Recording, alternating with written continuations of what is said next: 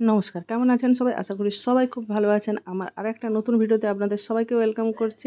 আর প্রথমে স্টার্টিং করলাম কি কালারফুল বোল দিয়ে। তো হ্যাঁ, আজকে বানাচ্ছি আমি চিকেন সাটে। তার সঙ্গে আমি আপনাদেরকে পনির সাটে আর মাছ সাটে সবকটা একসঙ্গে দেখাচ্ছি। কারণ হচ্ছে একই রেসিপি, একই ইনগ্রেডিয়েন্টস সব কিছু একই আছে, কিন্তু পরপর 3টে ডিফারেন্ট সাটে তৈরি হয়ে যায়। বাচ্চা থেকে বড় সবাই জিভে জল আনা এই হচ্ছে সাটের রেসিপি। তো চলুন ভিডিওটা শেষ পর্যন্ত দেখার জন্য অনুরোধ করছি। তো রেসিপিতে কী লাগছে দেখে নিচ্ছি। প্রথমে এখানে আমি চিকেনের ছোট ছোট কিউব করে নিয়েছি। তারপর এখানে 1 চামচ রসুন পেস্ট আর আদা পেস্ট দিয়ে দিলাম, আর হাফ চামচ মতো এখানে ভিনেগার দিয়েছি। পরিমাণ অনুযায়ী লবণ, গোলমরিচের গুঁড়ো, ক্যাপসিকাম, পেঁয়াজ, টমেটো সবগুলো উপকরণ দেখতে পেয়েছেন কেমন আমি ডাইস শেপে কেটেছি। দেখতে পাচ্ছেন যেভাবে কেটেছি সেভাবে দেবে। আর টমেটোর বীজগুলোকে আলাদা করে নিয়েছি। সবগুলো একসঙ্গে নিয়ে নিচ্ছি। 1 চামচ এখানে সোয়া সস ইউজ করেছি আর 1.5 চামচ মতো টমেটো সস ইউজ করলাম। এখানে হচ্ছে কাশ্মীরি রেড চিলি পাউডারটা প্রায় 1 চামচ মতো অ্যাড করে নিয়েছি। এবার সমস্ত উপকরণগুলো খুব ভালোভাবে, খুব সুন্দরভাবে মিশিয়ে নেবো, যাতে সমস্ত কিছু খুব ভালোভাবে কোট হয়ে যায়। এখানে হাফ চামচ মতো আমি লেবুর রস মিশিয়েছি। আপনারা যদি বেশি ভিনেগার মিশিয়ে থাকেন তাহলে এখানে লেবুর রস মেশানোর দরকার নেই। আমি ওখানে হাফ চামচ ভিনেগার দিয়েছিলাম বলে এখানে হাফ চামচ লেবুর রস মেশালাম। সমস্ত উপকরণগুলো খুব ভালোভাবে মিশিয়ে নিয়েছি। এখানে দেখুন কয়েকটা পনিরের কিউব নিয়েছি। সেম উপকরণ সেম যা আছে সব কিছু দিয়ে ভালোভাবে মিশিয়ে নিলাম। আর এখানে আমি কাতলা মাছের হচ্ছে যে পেটির দিকে যে পিসটা থাকে সেটাকে আমি ছোট ছোট কিউবের মতো কেটে নিয়েছি। এখানেও পুরো সেম উপকরণ দিয়ে মিশিয়ে রেখে দিলাম। দেখুন কি কালারফুল দেখতে লাগছে না?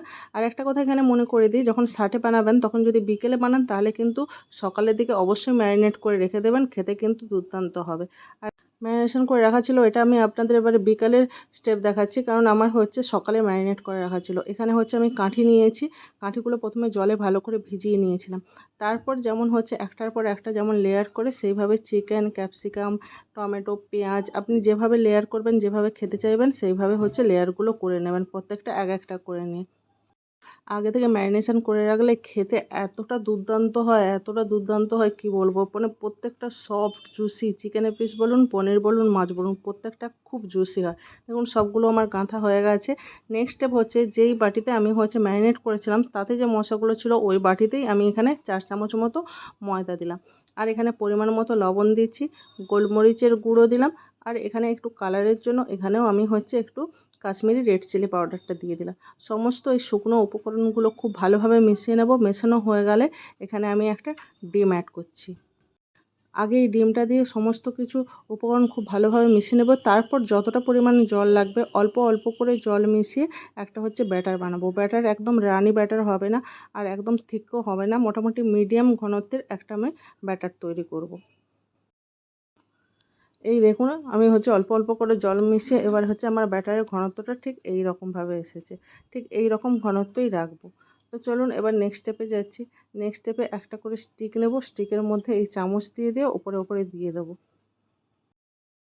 যাতে ব্যাটারটা হচ্ছে সমস্ত উপকরণগুলো ভালোভাবে কোট করে নেয়।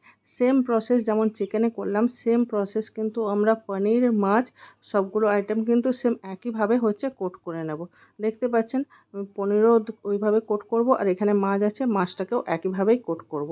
তো চলুন এবার হচ্ছে একটা প্যানের মধ্যে তেল গরম করতে দিয়ে দিয়েছি। এবার তেলটা যখন গরম হয়ে যাবে তখন আস্তে আস্তে করে এক একটা স্টিক হচ্ছে ভাজতে দিয়ে দেবো। আর গ্যাসের ফ্লেম এখানে আমার মিডিয়াম থাকবে। একটু মনে করে দিই, রেসিপি যদি আপনাদের ভালো লেগে থাকে তাহলে প্লিজ সাবস্ক্রাইব আর ফলো করে পাশে থাকবেন। মিডিয়াম ফ্লেমে যখন একটা পাশ হয়ে যাবে তখন আস্তে করে কিন্তু অপর পাশটা উল্টে দেবো। এখানে আমি হাত দিয়ে উল্টাচ্ছি, তো আপনারা চেষ্টা করবেন না হাত দিয়ে, আমার অভ্যেস আছে তাই আমি উল্টে দিলাম। আপনারা কিন্তু খুন্তি বা স্প্যাচুলা দিয়ে উল্টাবেন। এরপরে দেখুন আস্তে আস্তে করে কিন্তু উল্টে পাল্টে মিডিয়াম টু লো ফ্লেমে রেখে খুব ভালোভাবে করে ভাজতে হবে। গ্যাসের ফ্লেম হাই রেখে কিন্তু একদম ভাজবেন না, কালার চলে আসবে কিন্তু ভেতরে হবে না। তো চলুন আমাদের হচ্ছে এই সাটে একদম রেডি হয়ে গেছে। এবার হচ্ছে সার্ভ করে দিই।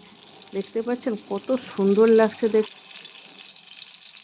তো চলুন এবার হচ্ছে সার্ভ করে দিই। তো এইভাবে হচ্ছে প্লেটিং করেছি। আপনারা যেমন চাটনি পছন্দ করেন বা যেমন সস পছন্দ করেন সেইভাবে হচ্ছে দেবেন।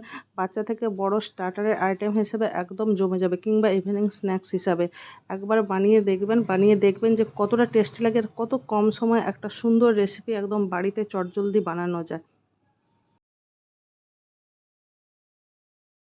ভিডিও ভালো লাগলে অবশ্যই সাবস্ক্রাইব আর ফলো করে পাশে থাকবেন। দেখা হচ্ছে আপনাদের সঙ্গে নেক্সট ভিডিওতে। ততক্ষণ পর্যন্ত ভালো থাকুন, সুস্থ থাকুন। টাটা।